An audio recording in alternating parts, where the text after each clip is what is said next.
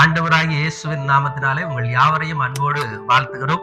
இந்த நாளிலும் கூட எனக்கு அருமையான தெய்வ பிள்ளைகளே, சங்கீதம் 91:15 சொல்கிறது, அவன் என்னை நோக்கி கூப்பிடுவான், நான் அவனுக்கு மறு உத்தரவு அருளி செய்வேன் என்று.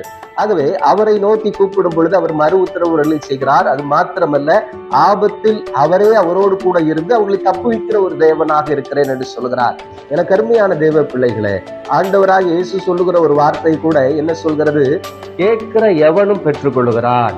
அப்போ ஆண்டவரை நோக்கி பார்க்கும் பொழுது, ஆண்டவரை நோக்கி அவருடைய வார்த்தைகளை கேட்கிற பிள்ளைகள் யாவரும் அதை பெற்றுக் கொள்ளுகிறார்கள். இன்றைக்கும் எனக்கு அருமையான தேவ பிள்ளைகளே, மன கவலையோடு கண்ணீரோடு நீங்கள் இருக்கிறீர்களா? கஷ்டத்தோடு பாரத்தோடு இருக்கிறீர்களா? ஆண்டவருடைய வார்த்தை சொல்கிறது, என்னை நோக்கி கூப்பிடுங்கள். அல்லேலூயா.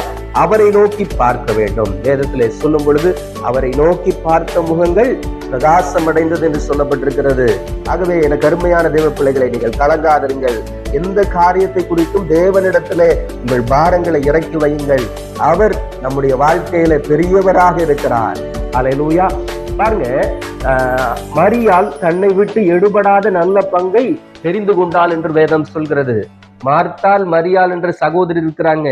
ஆனால் இயேசு வருகிறார் என்று சொல்லி கேள்விப்பட்ட உடனே அவரை வீட்டுக்கு அழைத்து அவரை அமர வைத்து அவருக்கு எல்லா உபகாரங்களையும் செய்கிறாங்க.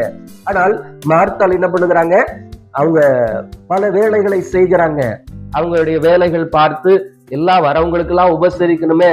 ஏனென்றால் இயேசு மாத்திரம் போக, இயேசுவோடு 12 சீஷர்களும் கடந்து செல்கிறாங்க. அப்ப சில மக்களும் அவர்களோடு கூட கடந்து செல்வாங்க. அப்ப எல்லாத்தையும் உபசரிக்கிற ஒரு பொறுப்பை இந்த மார்த்தாள் ஏற்றுக்கொண்டாங்க. ஆனால் மரியாள் பாருங்க, அவங்களும் ஒரு சகோதரி, ஒரு ஸ்திரீ தான். அவங்க இயேசுவின் பாதத்தில் அமர்ந்து கொண்டு இயேசப்பா பேசுகிற வார்த்தைகளை கேட்டுக்கொண்டே இருந்தாங்களாம். ஐயோ, அந்த வார்த்தையில எவ்வளவு சந்தோஷம்! மெய்மறந்து ஆண்டவரிடத்துல அந்த வார்த்தையை கேட்கிறாங்க. அப்ப அவங்க சகோதரி வந்து கேட்கிறாங்க, ஐயா ஏசப்பா, என் சகோதரி உங்ககிட்ட வந்து உங்க பாதத்துல அமர்ந்து இருக்கிறாளே, என் கூட வந்து கொஞ்சம் வேலை செய்யும்படி நீங்க சொல்லலாம் இல்லையா? அவதான் கேட்க மாட்டேக்கா, நீங்களால சொல்லலாம்ல அப்படின்ட்டு ஏசப்பாவிட வந்து கேட்கிறாங்க. அவர் சொல்றாரு, மரியாள் தன்னை விட்டு எடுபடாத நல்ல பங்கை தெரிந்து கொண்டாள். ஏனென்றால் தேவையானது ஒன்றுதான். அல்லேலூயா. அப்போ தேவையானது ஒன்றுதான், இயேசுவின் வார்த்தைகளை கேட்பது மாத்திரமே. அப்ப இயேசுவின் வார்த்தைகளை கேட்கிற ஒவ்வொருடைய வாழ்க்கையிலும் ஒரு மாற்றம் உண்டாகிறது. அப்போ அந்த வார்த்தை உள்ள போன உடனே அவங்களுக்கு இருக்கிற டிப்ரெஷன் போயிருது. அப்ப இயேசுவின் வார்த்தை ஒரு மனிதனுடைய வாழ்க்கையை மாற்றுகிறது. அவனுடைய வாழ்க்கை இயேசுவுக்கு நேராக ஒரு நீதியுள்ள வாழ்க்கை வாழ்வதற்கு இந்த இயேசுவின் வார்த்தை மிகவும் அவசியமாக இருக்கிறது. ஆகவே அந்த தேவ பிரசன்னத்திலிருந்து அவள் எழும்பவில்லை. ஆகவேதான் ஆண்டவர் அவளை பார்த்து சொல்கிறார், இந்த மரியாள் தன்னை விட்டு எடுபடாத நல்ல பங்கை தெரிந்து கொண்டாள்.